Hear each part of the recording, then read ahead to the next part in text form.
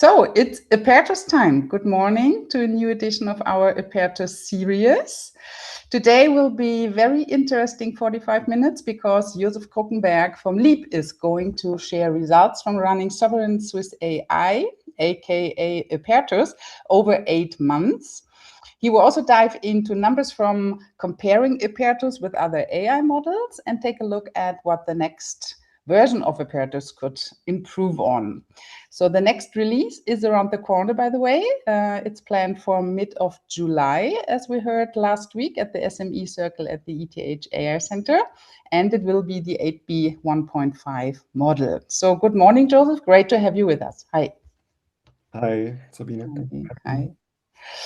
So the Apertus model family was released in September 25, and Liip was one of the first Swiss agencies that started evaluating and building on top of it. For those who don't know Liip yet, it's a web app development Swiss agency, design agency with 6 offices in Switzerland. And among a lot of great projects, the Liip team has also built opendata.swiss, the data portal for open government data in Switzerland, with over now 17,000 available open source data sets. And Josef works as the lead of the generative AI team at Liip for almost 6 years now and holds a master's degree in computer software engineering.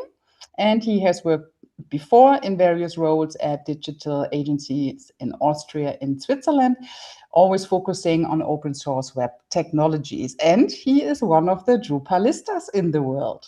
So before we dive into the topic, here is some information about the setup. The session is being streamed live on YouTube and can be accessed later on. And we, as always, invite you to drop questions in the chat and we will answer them after the session. So, Josef, it's great to have you with us. It's great that you could join, and we are very curious to hear how the last 8 months with Apertus have been going for you. So the stage is yours. Thank you.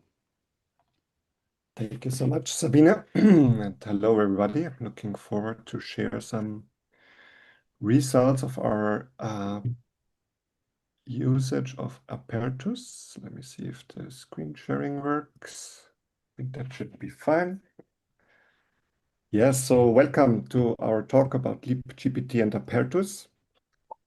And we'll just dive in right now. My thought for this session would be as a vision, like what if anyone could use AI without relying on big tech from the US or China? It's probably something on the minds of many people, and that's why there's initiatives all around the world, and especially in Switzerland, to get more sovereignty in place so that we can use our own AI systems. Maybe just quickly some words about Liip. We have a couple of principles that we prioritize. So we are very purpose-driven. You can see open over closed, like Sabine mentioned, open data, open source, transparency in general is something that we value really high. And that is also something that we try to put into the products we build together with our customers. Today, I will quickly mention a few words about LiipGPT in general and why we chose Apertus. Then we'll have the ability to dive into the actual results from the last 8 months, and I will give a little bit of an outlook. And last but not least, we're able to have some Q&A. So why LiipGPT? The question behind Liip is always that we try to strive for digital progress, and as we saw that the new tools like ChatGPT are evolving, we try to integrate that in most of our processes as well. So because Liip has a lot of different customers, there are different opportunities. But the first one that we saw is we will just build it ourselves and let it be tested by the public. And then others came in, like Canton Basel-Stadt was one of our first customers. Stadt Winterthur was one of our first customers to use the AI solution. And yeah, we tried to really convince them early on to use it, both within the agency for our daily work, but also for the products we build for our customers. And that is kind of a few cases that we have already built. Right now, LiipGPT serves more than 40 instances. And the first one was Zurich City GPT, which is like let's say like an underdog project where we just scraped the website of Zurich, of the city of Zurich, to give better answers, because usually those websites don't have the best search, and we wanted to make the information more accessible. We have the Canton Basel-Stadt with the chatbot Alva, and we more recently launched the Canton Fribourg with an open source model from Mistral AI. But we have also built AI solutions that are more focused on different use cases. Like, for example, we have the answering legal questions for TCS. That's Lex for you. LiipGPT and AI is not only chat, but it has a lot of different components. So what we also offer is AI-based search. We offer transcription, and we offer different text services ranging from translation, adapting it to your own styles, and for example, making text more accessible. That's also something we strive for. More recently, we have extended the platform to cover for more experimental use cases like agents, or improving the data quality, or personalizing the experience that you have on your website based on the interactions that users are taking, or the target groups. And obviously, we are always keen to explore newer ideas. So if you have something you would like to validate, come to us and we get the experiments running together. If you want a little bit more technical insights, LiipGPT at its core, it's a traditional RAG system. So as a user, you enter your questions, your prompt. There's some guardrails that make sure that no private data is leaked, for example. And then we have all the customer data, like be it content on the website, or be it internal information on a SharePoint or a wiki or some other data source.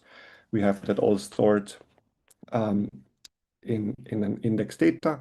And then the LLM retrieves the best results and outputs a response, mostly text-based, but it can also perform as a traditional search, or with what you see more recently on Google, you have this kind of AI summaries. That's also a widget that we provide. In the background, there's a lot of quality assurance, and there's a lot of evaluation. We'll see it later in practice, that makes sure that there's no hallucinations, so that we always restrict it to sources that are verified by the customer, and that we make sure that each of the answers, even each of the sentences of the answers is grounded in a source as much as possible. Yeah. So why did we choose Apertus? There are different reasons why Apertus is appealing to us. As I've mentioned, open over closed is one of Liip's principles, and we already use open source technology in many different fields. The reliance on big tech is a risk on different ends. So be it a legal risk for certain cases, or be it also a risk in terms of bias. What we really like about the Apertus model approach is that it uses more ethical approaches to train the data, more ethical approaches to make sure that it only uses data that it's allowed to use, so that it's not, let's say, robbing data from non-licensed sources. So that's a few reasons why we think Apertus has an edge. And also the big focus on multilingualism, us being active in Switzerland and serving customers with many languages, we think it's a big plus that the Apertus model takes that high. So we have already used different open source models, for example, with partners like Infomaniac or with Vision. And as I've mentioned before, the Mistral model is something that we also really like. And we are super keen to test models like Apertus, so yeah, to foster that independence from the big tech. We therefore were really looking forward to test it in practice as it was released, and immediately set up our Curiosity GPT instance to also use the Apertus model. Now we can dive in a little bit into the site. If you haven't been on there, you can also look it up yourself. There's an open source version, oss.curiositygpt.ch, and there is the regular version that uses an OpenAI model. So how it looks like in practice is this is like the default version, and it's a regular chatbot. So we can ask questions.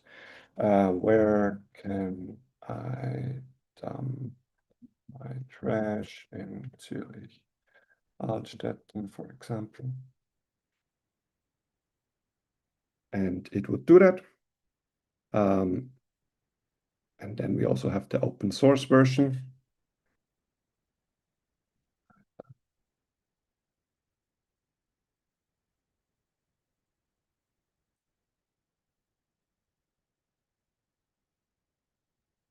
And it will not be a big difference or a surprise, but yeah,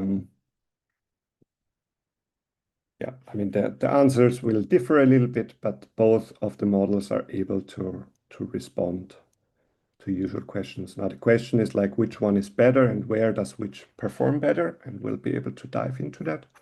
But before we do so, I would like to also give you a little bit of a hint how it has been used. So I will switch now to the backend version of the open source version. And we can see here are the stats from the 1st of September, mostly up to date. And if we scroll down a little bit, we can see that just after the launch, that's basically where the Apertus hype was, where we also published the blog post and where others are referencing us. There was the biggest spike in usage of the open source version, but it was also constantly used over the months. And especially more recently, I think since Oleg and others have been also promoting about like engaging more with the open source community around Apertus and preparing for the 1.5 release, we are seeing again more traction.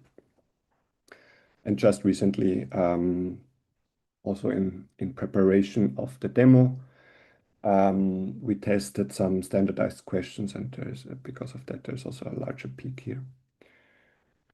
We can see also some quality metrics. We'll go into those later on, but basically the red one is the faithfulness that tracks how much the response was grounded in sources. And then we have two different match rates. One of them says, was there a helpful answer overall? On the second one says, was the answer a direct answer to the question? Like the first, the more general is helpful, so you have to look somewhere else to get your answer. Or the more precise one is, I could already give you the answer.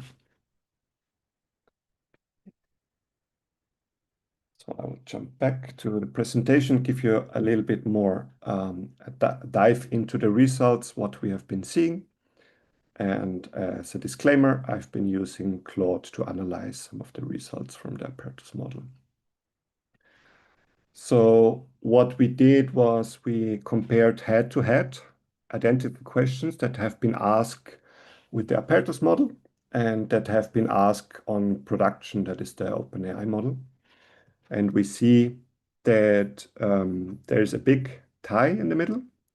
There is a tendency that the production would win on the same questions.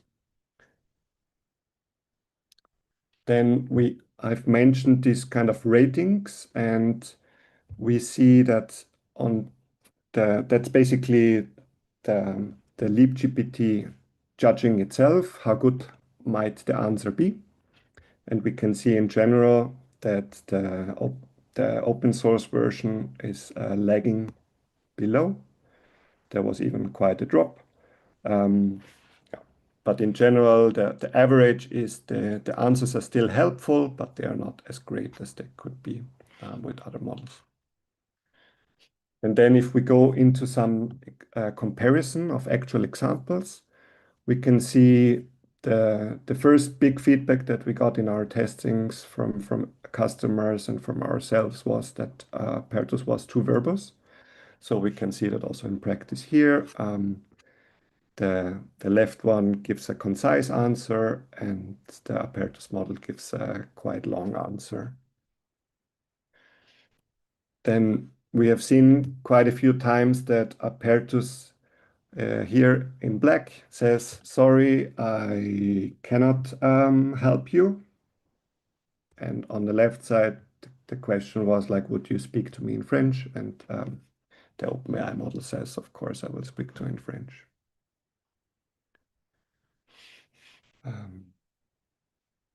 Then I think this one would be interesting. So we have 2 times we asked the question, what are the rules to use the Zurich waste stamp?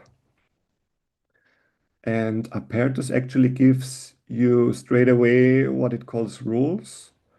It's some of that we could say it's rules, but some of that it's more like information. And on the other hand, the OpenAI version says, sorry, there are no specific rules, but this is where you can get more information. So I think in that sense, Apertus was more helpful, but maybe less grounded, and the OpenAI model was a bit more grounded in the sources.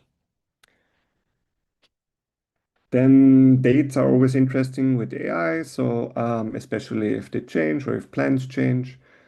So we asked it when is the next Zürichfest, and OpenAI was right. The next Zürichfest will not take place in 2026, and Apertus, probably because of how the answers would get ranked or how it's calculating, it says, well, there was a plan for the Zürichfest, but it didn't realize that those plans were already cancelled. Then we have questions around like statistics, the population. So here we see that the OpenAI model was able to give a more recent answer. So it says, as of December 31, the population was 450K. And the Apertus model says, well, I don't have the data of this year. What I found was some older data from 2013. So it gave back quite an outdated answer. And another one I wanted to highlight is how would I dispose Teflon pens? Apertus said there's no information on the website, which kind of makes sense. And the OpenAI model was a bit more free in that sense and said, like, well, in general, they are made of metal, so it kind of inferred that you would have to bring it to a recycling place. And then it also gives some links to where things can be recycled in general.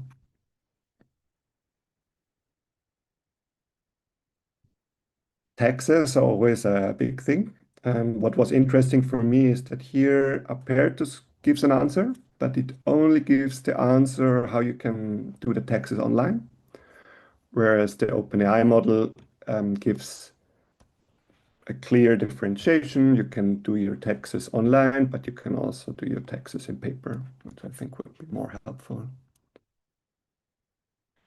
So overall, we can also look at some numbers.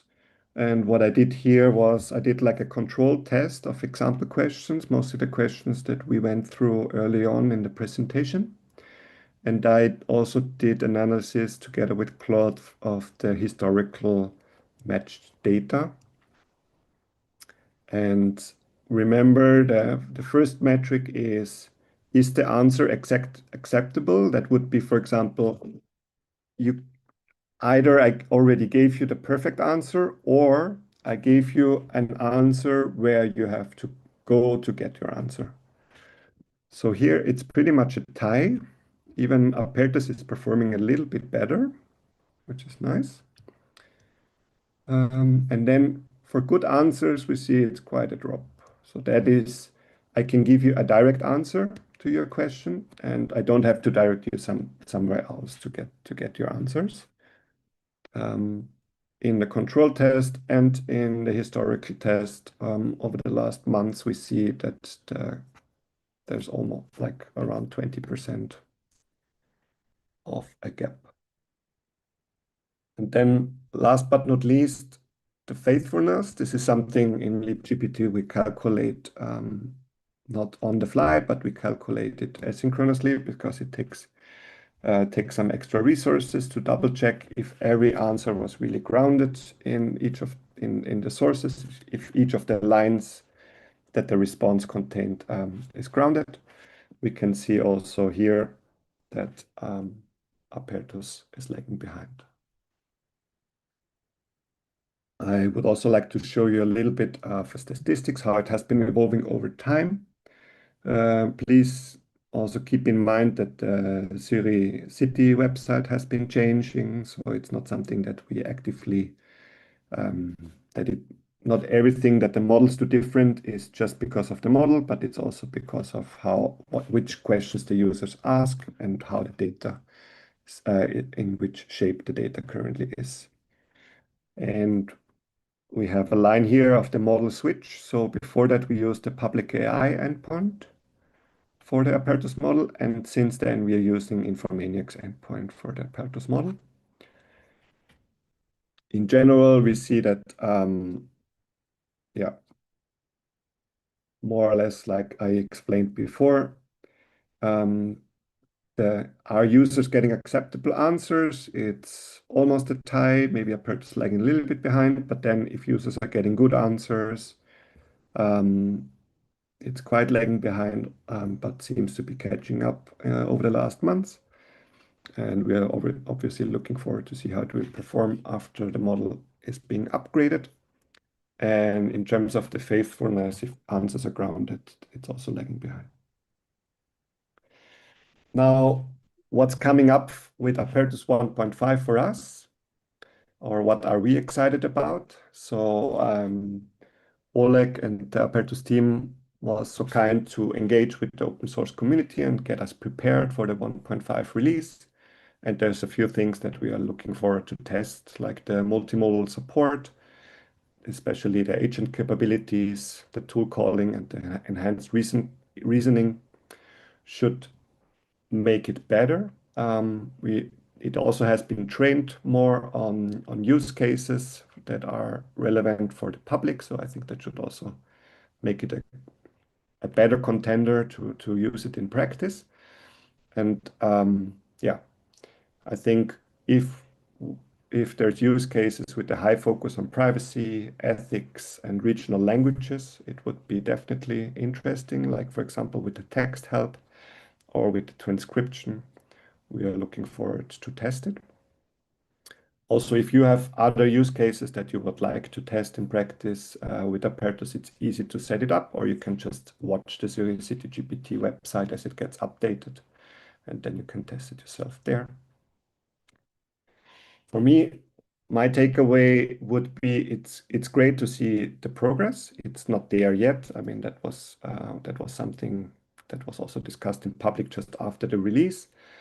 But we are seeing a lot of engagement. We are seeing a lot of communication also between the open source community, the ETH, the EPFL, and the Apertus team.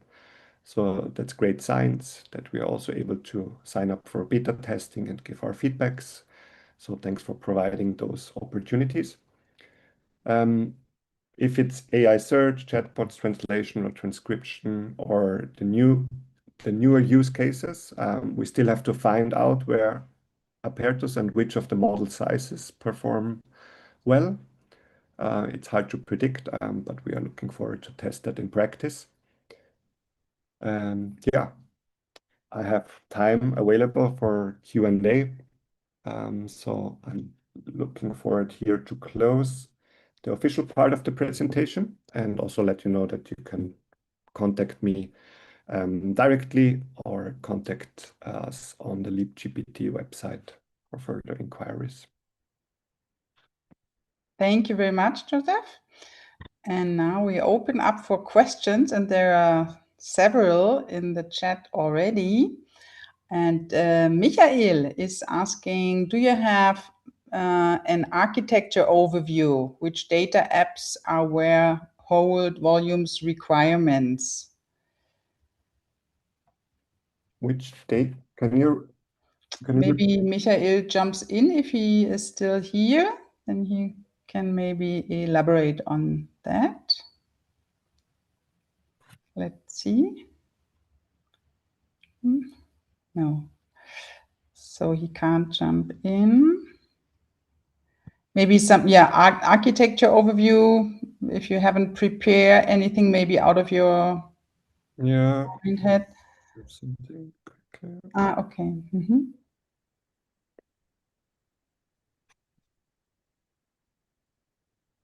Yeah, I can send it. If you contact me, I can send it to you afterwards. I showed you the high level view. I think the question was more like which data sources can you connect, right?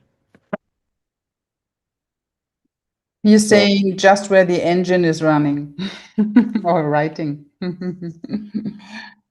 Okay. Yeah. So you can send something afterwards, yeah? Okay, then we will send this out afterwards. Great. Patrick is asking, are there topics where Apertus is clearly better than other AI models? In terms of the content quality, I couldn't justify that. Like there were some cases where it was better, but there was not like a big trend that I saw, okay, in this area it's really better. That was not clear to me from looking at the data. Thank you. And Patrick has other questions. So Patrick, you can jump in again like yesterday and ask for yourself. Yes. Thanks for the presentation. Very interesting. And you started with the customers you have, and they're, if I have interpreted this correctly, rather big companies or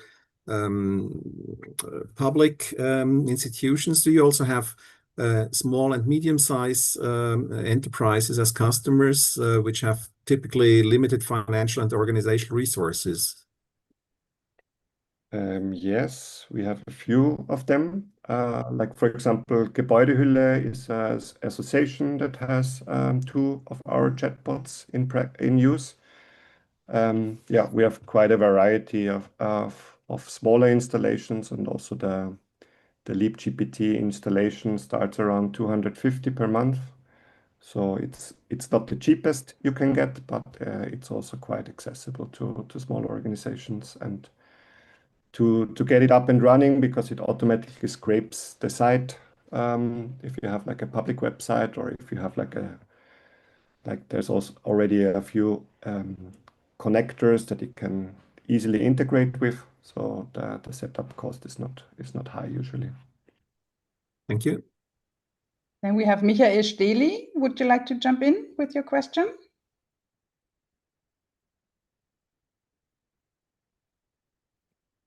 Or I can read it. Did you test using Apertus in Zurich GPT to answer directly in Swiss German? Yes, we did that. I'm not sure how good it was. We could test it again if you like. You have a Zurich question, we can test it and compare. Want to give me your, because Maybe somebody can type a Swiss German sentence into the chat, and then we I'm can from use it. Austria. I was not there to try. Okay, but you didn't do any overall tests specifically for Swiss German, where you have some data or results, test results or something. Yeah, I remember our team tested it with Swiss German quite a bit, but I don't have I don't have it done. Okay. Then we have, so they're different. Gionata is asking, what are the most used models for your chatbots? So the standard model is from OpenAI. And then we have, I think the second most used is Quen from like a Chinese open source model. Then Mistral, GPT OSS, and Apertus. I think that would be kind of the top models we use with LiipGPT. Okay. Then somebody is writing Michael again. Michael, now you have to jump in if you are writing so long questions.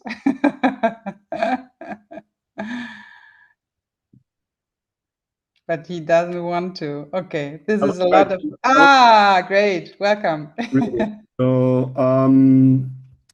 if you want to use Apertus professionally or inside an organization under strict data sovereignty, several Swiss cloud platforms offer it, for example, like Infomaniac, that's also one of our partners, hosts in eco-friendly data centers, or Swisscom, Swiss AI platforms. Okay, that was more like a... More information, right? Yeah. And there is also Phoenix, which you can name here as well. And I think Exoscale, right? Exoscale is also offering it. I don't know, Josef? Yep. Yeah. Yeah. Mm-hmm. So I think it depends what you need, right? So for example, with our partner Vision, we do dedicated AI deployments. And with Infomania, you get kind of like a public API. So it depends on the strictness of how much, like if you need physical isolation, then we would set it up with a partner like Vision. Or if you are, if it's mostly important for you that it's Swiss hosted and it can be a public cloud installation, then it would be Infomaniac. But there can also be in-between setups where it's even on-premise. The public use cases, you would do it on Infomaniac models or even OpenAI models in Europe. So it really depends on your data protection needs or on your use case, which of the model suits best. Mm-hmm. Then Gionata has a follow-up question in terms of the specific models. Which one at Infomaniac, like Mistral Small 4? And what about Kimi? Can you share something about that? From what I've heard, Kimi is used quite a bit for agentic coding by our team, but that's not a focus of LiipGPT. We do have an agent that is running with different models. So, but for that, I'm not sure about the ranks of which model is used how much. Mm-hmm. Then Daniel, do you want to jump in? Good to see you again. Hi.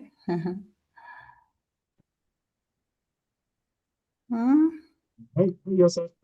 Great. Thank you for the great insight to these use cases and applications. My two questions: how much will fine-tuning with Apertus help to compensate the lag for quality results? Or is RAG a better approach for most use cases of your clients?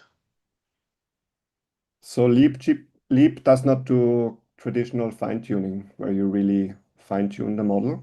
What Liip does is it focuses on good RAG and good prompting. Those are the most ingredients we use. So like we work on the harness part, we work on how it gets prompted, how the indexing works, how the quality assurance works. But actually modifying the models, that's not something that Liip does. Yeah, so I don't have real experience on the fine-tuning part. It might be that for some use cases, fine-tuning is great, but for, let's say, the broad use cases that we mostly implement, we have not looked into fine-tuning. Okay. The second question was about hardware requirements for fine-tuning. I will find that out later. Many thanks. So I will share the fine-tuned models which are already available on Hugging Face. I just shared a link here. I think it's about 18 or so, where the community and the researchers shared some of the fine-tuned models. Let me just quickly check. Ricardo, are you still there with your question? Yes, thanks, Hi. Sabine. And thanks, Josef. So that was a really great presentation. So I was just wondering how much time you spent in the controlled and historical testing, because assuming you apply the same level of prompting, how did you measure the accuracy for the results? That was based on the algorithms applied, for example, the gradients or a random forest. So how did you manage to get that level of accuracy? That was in terms of percentage or based on your experience? So you mean preparing what I showed today in terms of the statistics? Yes. So a lot of the statistics we get automatically from the system. So there's a lot of engineering behind like providing the data. For that, it's probably weeks or months of engineering that goes into that we have the data available, like for example, the match rate and the faithfulness. So for that, we spend a lot of time to prepare this presentation.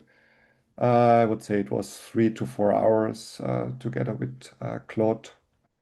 So it's not a scientific analysis at all. It's just Claude and me coming up with some results. So I would not consider this being a scientific study, but more like a conversation between me and Claude to try to give you some insights of how Claude, me, and our LiipGPT instance think that it's working, but I would not publish this as a paper.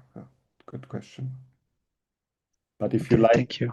would like to get data and work on it scientifically, we can talk about that. I would be happy to do so. But yeah, as an agency, we don't have a big research department that has the funds to do that scientifically. But that could be a good collaboration to establish if folks are interested. Great. Sure. Thank you. So anybody else who wants to jump in with a question?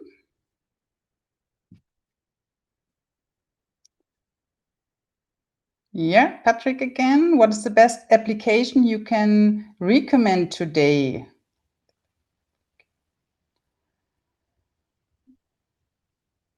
The best application that I can recommend today. Okay. For Apertus, I guess, huh? Yes, yes. So I would say it's certainly not you have to be willing to make trade-offs, like in terms of the frontier models are just ahead. And I think if you want to have better transparency of how the model is trained, if you want to have better insights of what it's actually doing, because it's all open source and the whole training process and all the sources are. So I think in that sense, Apertus is quite unique. If you want to have the full transparency, I think it's probably the best model. And if you also want to have direct access to a local community that cares about it, I think that's also special about Apertus because it's Swiss and local. So I think that would be motivating factors in terms of how the use cases should be framed. I personally think, but I have not been able to validate it, is that in certain language aspects it should be better. So I think I would look for that because it was trained on a lot of languages. So if you have those use cases that care about niche language use cases, I believe Apertus could be a good contender there. But it's always good to compare multiple models for your use case. The best use case is the one that you have, and then you look for the model. I would not start with the model. I would start with the use case. Mm-hmm. And then there is what I heard last week, some data upsampling specifically for, I think, education, health, and justice, right? In the new release, this was mentioned. Yeah, and tool use is coming, so I think this will be a huge step, right? So if no other questions, let me just quickly check here. So feel free to jump in if anybody has something in mind.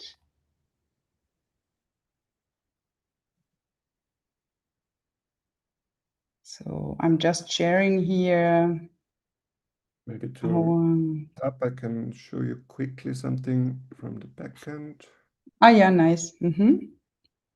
So we talked today about also a little bit about the data we calculate. So it's running asynchronously, so it's not calculated live, but with a little bit of a lag, we will calculate this faithfulness. So somebody asked, can you explain me the salary system of Zurich? And we see what the answer was. We can also ask it again or analyze this even with an agent or translate it, because sometimes people ask questions in random languages. And we can see, for example, how the faithfulness is calculated. So we can see here each of the answer sentences. It checks if it was grounded in the context. And one of those, the model was not able to ground it, so that's why it got a lower rating. And also that also helps us to constantly improve and check if mostly it's insights for the content team, that they know which of the answers the AI is struggling with, and that's often an indicator of where they could add better content on the website, or they can clarify some content on the website. Yeah. Great. Thanks a lot. So I just got a message from Oleg, and he says hi from the Apertus team to everyone. So he couldn't join. So great. So Joseph, thanks a lot. Thanks a lot for contributing these insights. I think it's very helpful for everyone to dig a bit deeper into the topic. And we all are looking forward to the model releases coming up during this year. I just shared that we are going to launch our Hack Apertus initiative, where Liip is also a partner of us next week, where we are trying to accelerate the adoption of Apertus. And we will organize an online hackathon, several on-site hackathons, and would like to create together or build together blueprints for the private and public sector. So feel free to reach out from any angle, and let's make something nice happen. And yeah, so we will go into a summer break with AI Lights now. And Joseph, we will see each other during the next weeks somehow for the Hack Apertus. Thanks a lot, and see you soon, everyone. Have a great day. Ciao, ciao. Yeah. Thank you.